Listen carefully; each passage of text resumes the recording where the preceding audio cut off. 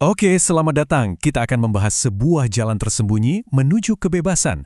Sebuah jalan yang ternyata nggak butuh izin, tapi dimulai dari sebuah pilihan sederhana. Mari kita bongkar sistem yang sengaja dirancang untuk membuat kita terus menunggu, dan kita temukan pintu keluar yang sebenarnya ada di depan mata.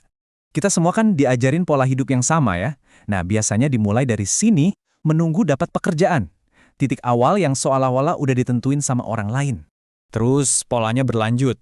Kita nungguin promosi, nungguin validasi dari luar, yang seakan-akan jadi bukti kalau kita udah berada di jalur yang benar. Dan akhirnya, ini dia tujuan akhir yang dijanjikan, menunggu masa pensiun. Seolah kita baru boleh benar-benar menikmati hidup setelah dapat izin.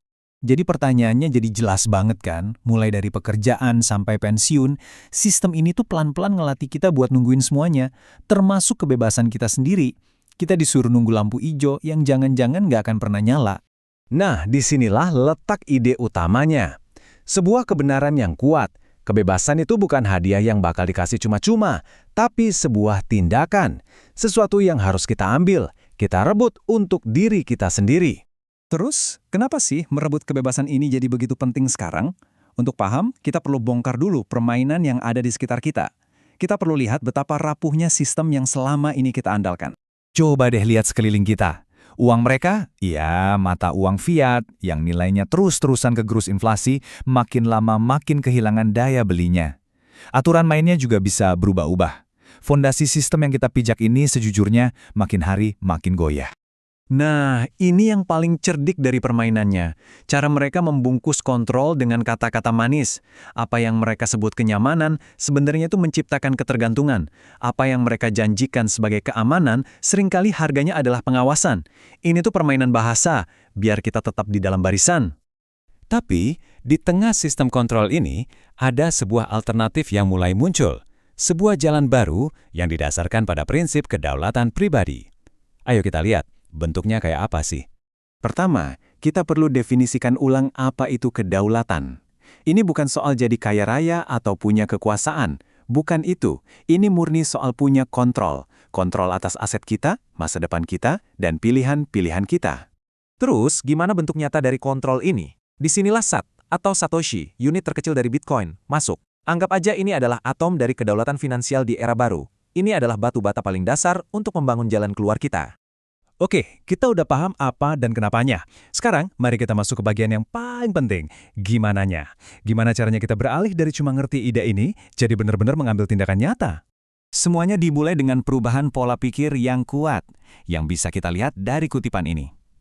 Ini adalah sebuah deklarasi kemandirian. Anda berhenti mencoba menang di permainan yang sudah curang, dan mulai membangun papan permainan Anda sendiri.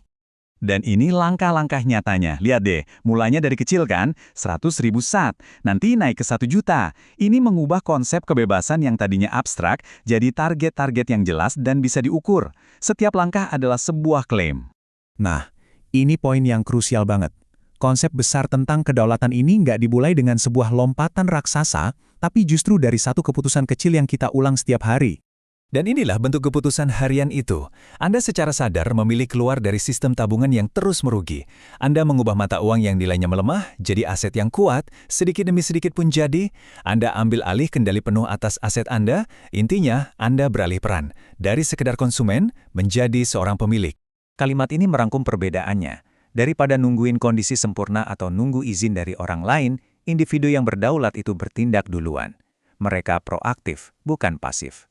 Dan kalau ada satu kesalahpahaman yang perlu kita bongkar, ya ini dia, gagasan bahwa kita butuh modal yang besar untuk memulai. Itu keliru banget. Karena kebebasan itu dimulai di sini. Cukup dengan satu SAT, satu unit terkecil yang Anda pegang sendiri di luar jangkauan sistem mereka. Itulah titik awalnya. Sangat bisa dijangkau, tapi luar biasa kuat. Jadi, kita tutup dengan pertanyaan yang menusuk ini. Fokusnya bergeser bukan lagi soal berapa banyak yang cukup, tapi soal tindakan pertama yang bisa kita ambil sekarang. Ini bukan tentang mencapai angka tertentu, ini tentang membuat pilihan. Jadi pertanyaannya kembali ke Anda. Sudahkah Anda membuat klaim pertama Anda?